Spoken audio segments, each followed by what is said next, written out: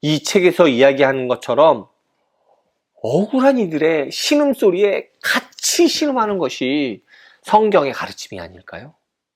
생각하는 신앙 우러나는 복음 믿음 향기. 안녕하세요. 믿음 향기 채널에 오신 것을 환영합니다. 저는 이신영입니다. 기독교에 대해 다룬 영화들이 많이 있죠. 그 중에 정말 유명한 영화로 밀양이 있습니다. 우리나라에서 영화로 아주 유명한 감독인 이창동 감독이 제작한 영화고요. 전도연 씨나 송강호 씨 같은 아주 훌륭한 배우들이 출연했죠. 게다가 칸 영화제에서 전도연이 여우주연상을 받아서 더 주목을 받았습니다. 어떤 유명한 영화 평론가는 자기가 본 기독교 영화 중에서 최고의 영화로 이 밀양을 꼽기도 했더라고요. 그 영화의 원작이 바로 오늘 소개할 책입니다. 자, 바로 이 책, 이청준의 벌레 이야기입니다. 이 책은 이청준의 단편을 모아서 이렇게 출판한 소설집입니다. 이 책 안에 여러 개의 단편 소설이 들어가 있는데 그 중에 한 편이 벌레 이야기이고, 그 벌레 이야기가 바로 영화 밀양의 원작이죠. 오늘은 뭐 다른 이야기 하지 않고 그냥 그 벌레 이야기 그리고 영화 밀양에 대해서 좀 이야기를 해보려고 합니다. 영화 밀양에 대해서는 많은 분들이 소개하기도 했고 뭐 해석하기도 했고요. 또 저도 예전에 용서라는 고통이라는 책을 소개하면서 잠깐 이야기를 했었습니다. 벌레 이야기 소설이 그 영화의 원작이다 보니 스토리는 거의 비슷합니다. 뭐 이야기가 진행하면서 뭐 표현되는 뭐 뉘앙스나 뭐 좀 사람의 이름 뭐 이런 것들은 좀 다르지만 스토리 전개는 거의 비슷하게 진행되죠. 그런데 그 결말은 조금 다릅니다. 영화에서 주인공인 신혜는 머리를 자르고 이렇게 끝나지만 소설에서는 안타깝게도 자살을 하면서 이야기가 마무리됩니다. 이 결말만큼이나 사실 이 이야기를 풀어가는 방식도 좀 다릅니다. 장르의 특성 때문인 것 같기도 하지만 소설은 3인칭 관찰자 시점으로 계속 진행이 돼요. 또한 영화에서 주인공으로 나왔던 그 신혜는 이 소설에서는 제대로 이름조차 나오지 않습니다. 단지 살해당한 아람이, 영화에서는 준인데요. 그 아이의 엄마로만 나옵니다. 물론 주인공이긴 하지만요. 영화에서 신의 남편은 그냥 죽은 걸로 나오지만 소설에서는 아람이 아빠, 즉 영화에서 죽은 것으로 나오는 신의 남편이 죽지 않고 오히려 이 소설을 이렇게 이야기하는 화자로서 나옵니다. 그 외에도 조금씩 차이가 있습니다만 사실 뭐 중요한 스토리의 흐름은 뭐 거의 비슷합니다.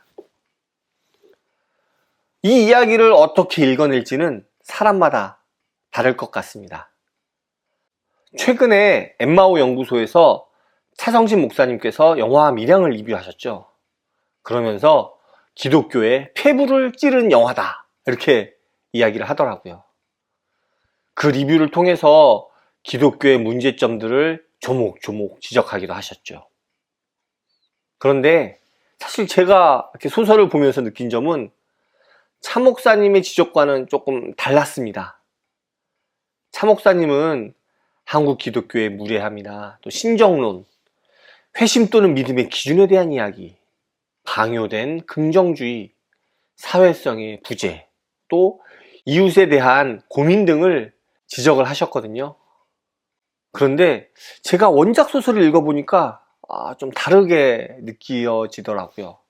물론 차 목사님은 영화를 리뷰하셨고요. 저는 아무래도 원작 소설을 본 것이다 보니까 앞에서 이야기했듯이 그 뉘앙스도 좀 다르고 또 그러다 보니까 좀 다르게 느꼈을 수 있을 것 같기도 합니다. 어쨌든 그래도 크게 살펴보면 뭐 신정론에 대한 문제나 좀 강요된 긍정주의에 대한 느낌은 저도 좀 비슷하게 느꼈던 것 같습니다. 특히 이제 강요된 긍정주의에 대해서는 제가 앞에서 이야기했던 용서에 대한 책을 소개하면서 영화 밀영을 언급하고 또 이야기를 했습니다. 해당 영상 이렇게 카드로 링크 걸어두겠습니다. 또한 신정론은 제가 관련된 책을 소개한 적도 있죠. 일단 신정론에 대해서 저의 생각은 다양한 해석들이 있지만 솔직히 저는 그 답을 모르겠다입니다. 사실 많은 경우 이 영화의 핵심 주제로 신정론을 꼽고 있는 것 같더라고요. 저도 계속 그렇게 생각해 왔었고요. 그런데 이번에 원작 소설을 읽어보니까 이 이야기에서 다루는 그 핵심을 신정론으로만 꼽기에는 좀 부족하다는 생각을 했습니다. 그보다 훨씬 다양한 층위가 있는 것 같더라고요. 기독교가 우리 삶을 어떻게 지탱하게 하는가에 대한 이야기도 있다는 생각을 해보고요. 또한 차 목사님이 지적하신 부분 중에 종교적 카타르시스에 대한 지적에 대해서도 이 소설을 읽으면서는 좀 다르게 읽게 되는 것 같습니다. 소설에서는 부흥의 스타일의 종교적 카타르시스가 그려지기보다는 오히려 아람이 엄마를 향한 김 집사님의 끊임없는 전도의 노력이 아람이 엄마를 회심으로 이끄는 것처럼 보입니다. 어찌 보면 차 목사님께서 문제라고 지적했던 한국 기독교의 전도 방법이 오히려 원작에서는 아람이 엄마의 삶을 지탱해주는 하나의 원동력이 됩니다. 소설과 영화의 시간적, 시대적 갭 때문에 그렇게 그려지는 것일지도 모르겠네요. 이 소설은 1980년대 중반에 쓰여졌습니다. 그리고 이는 5.18 광주 민주화 항쟁과 1987년에 있었던 6월 혁명 사이의 기간에 쓰여진 것이죠. 그래서 소설은 그 시대적 배경 위에서 읽어야 합니다.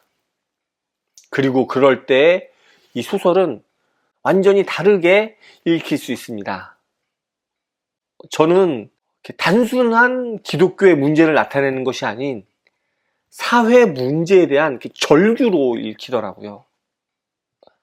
그 당시 사회의 배경에서 보면 독재 정권 또는 현대 사회로 좀 생각해 보면 사회의 부조리에 의해 무고하게 희생된 이들의 유족이 하나님께 부르짖는 모습을 발견하게 되는 것 같습니다.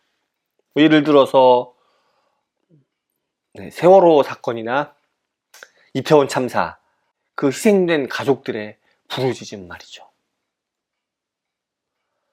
그렇게 읽으면 한국 기독교의 무례함이나 또 회개에 대한 기준 등도 물론 중요하지만 그보다는 하나님께 부르짖는 피해자들의 모습을 잊지 말아야 하지 않나 하는 생각이 듭니다.